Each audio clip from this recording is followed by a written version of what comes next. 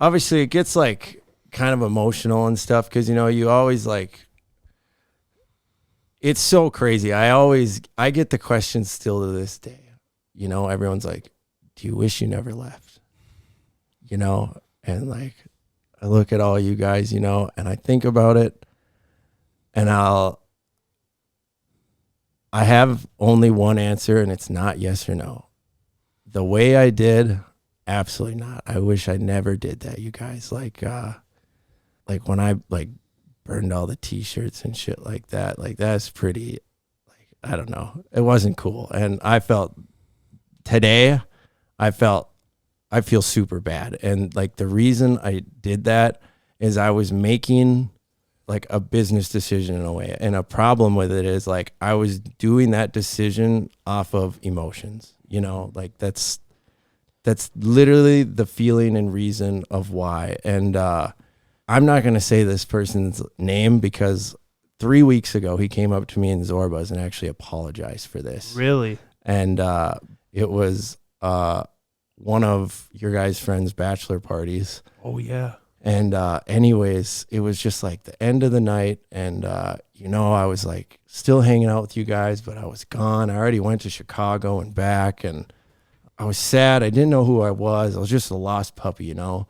And anyways, I just started getting lit up in the parking lot, you know, and I just didn't know what to do. Like, what do you mean by lit up? Verbally. Saying like, why are you here? Yeah, like, why are you here? Like, you abandoned these guys, shit like that. And I'm just like, dude, I'm just trying to hang out, you know? Yeah. And like, it was kind of awkward because everybody was a little messed up too. And like, it felt super weird. And like, obviously it's totally different times that I was just like, no one kind of said anything, you know? And like, I just kind of looked around and I just like got in my truck and went home. And the next morning when I woke up, I just like chose violence. Like, I was sad and it turned to anger. Yeah. So to preface, that was an acquaintance or a friend of like not anyone in our CBoys group, but okay, I know who you're talking about. And that's when I say like I let my emotions make a decision that I totally shouldn't have made, you know. And I almost think we need to slightly back up, but during that time then, so we were actually in kind of a legal battle with each other. Yeah. Because so Jake ended up leaving CBoys, and in order to, you know, actually leave the company, which he wanted his name off the company because otherwise he would be liable for if something went wrong. Right. And we wanted his name off the company because we're trying to build something, and it's like we don't want him to, you know, if you're not going to be here with us doing it, then you can't be, you know, an owner in this. And Jake, we gotta give a huge, like, I mean, thank you to you because, I mean, I remember from the first day when you said, I'm going to leave, you know, obviously we were shocked, but you said, I don't want any money. Like, I don't want anything. Like, I'm not trying to get money. I just cut me out of it. Like, I'm going this way. I don't want to whatever, which we really didn't have. Also, on top of that, we didn't really have much money. We were renting a shop, and I think we had an RS1. Yeah, and that's the thing. Like, I truly did like want to see you guys like flourish at the time when I told you, know. And it's funny, it's ironic. I'm like, I don't want $1. Well, the minimum buyout's $1. Yeah. So I got that bitch framed up in my office. Yeah, and I actually was gonna bring it in, but I forgot. Should have been funny.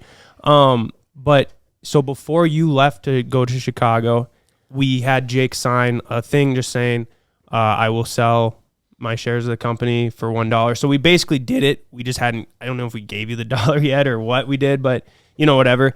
So it was like basically a done deal on paper. Right. And the reason why we did that right then and there was because we were worried that when you went and got with this new manager, as soon as he gets involved in trying to do this separation, he's going to try and just take us for everything. To the cleaners. Because, which, I mean, he kind of ended up doing with you later on. Obviously, we'll get to that part in the story, but we were kind of saw that one coming. So we were trying to protect ourselves. And you were very nice and easy about it. You signed it, didn't think twice.